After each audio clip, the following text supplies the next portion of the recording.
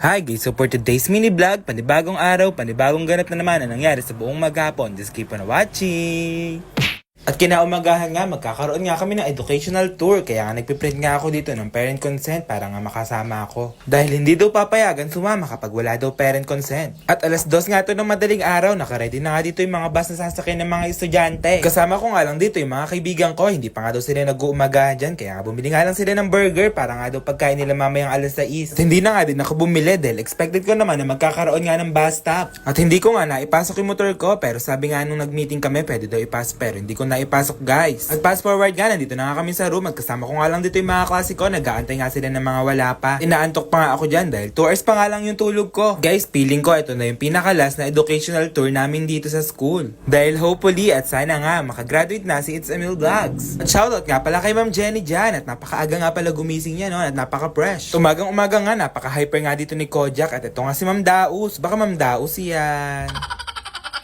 At guys, ilalagay ko sana yung pinaka-sounds dito kung ano nga sinasabi ni Kojak dyan. Kaso nga, puro lakas nga na electric pan yung naririnig dito. Apakahangin nga guys. At fast forward nga, pinapili na nga kami dito dahil pupunta na nga kami ng bus dahil kompleto na nga kami magkaklase.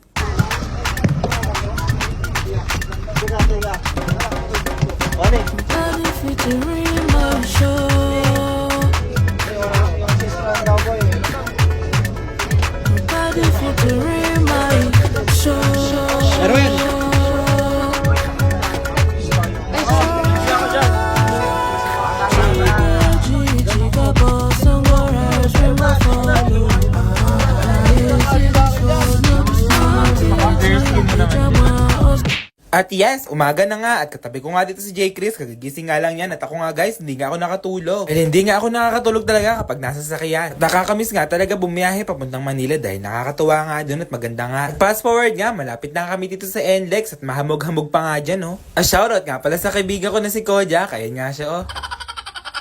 Tignan nyo guys, sa susunod na mga vlogs ko, puro tulog na nga lang ang ginawa ni Kojak dito, hindi na nga yata nakapag-tour. Nakapag-tour pala, puro nga lang tulog sa sasakyan. Fast forward nga man, dito na nga kami sa bus stop namin. Pagkakita-kita ko nga, sarado nga lahat ng mga tindahan dito, wala nga tindahan ng mga kanin, nagugutom na nga ako dito guys. Kaya nga eto nga, bababa na nga ako ng bus. At may nakita nga kami dito yung Jollibee Chowking, pero sarado pa nga sila dahil anong oras pa nga lang yata yan, mga 5 pa nga lang yata yan guys. At nakakamiss nga yung mga tour ko ng mga high school at elementary ako guys. At andito nga lang kami sa food park pero wala nga tinda. Starbucks nga lang yung open at di nga ako bibili ng Starbucks dahil ang aga-aga nga nun. At ayan nga guys, naglakad-lakad nga kami hanggang dulo at kasama ko nga pala yung mga 3 kong kaibigan na yan at salamat nga pala sa inyo sa pagsama sa akin sa buong tour. At abangan nyo nga pala yung mga part 2, part 3 guys. Ayun nga, sinamahan nila ako sa buong tour at nakakatuwa nga guys, na-appreciate ko nga sila. At pupunta nga lang kami ng CR at naiihi na nga kami at nakita ko nga lang dito si Iban. Baka Iban yan.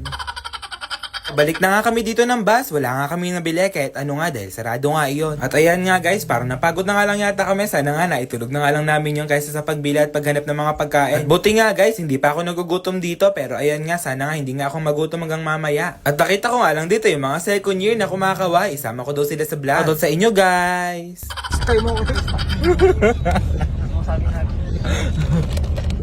Meli ka ngayon mo. Napupuisit ako ng... Ayun po, lilipat ako sa kabilang kasi mo. Lilipat ako doon, lilipat ako. Guys, lilipat ako doon sa kabilang bus. Okay, dali mo, dali mo. At kaloko nga talaga ni J. Chris, ayun nga siya sa kabilang bus. At hindi nga rinig dito, yung tawanan nga ng mga yan. At guys, abangan nyo nga yung part 2, nandun na nga pala kami sa Manila. At may pupuntahan nga kami doon, maganda nga doon at masaya. At pinanalo na nga pala sa Gcash at meron nga tayong palaro, nasa comment section nga. At shoutout po pala kay Faith Loris de la Peña, Marilty Armenia, Monique Johnson, and Carol Galaza. Thank you for watching!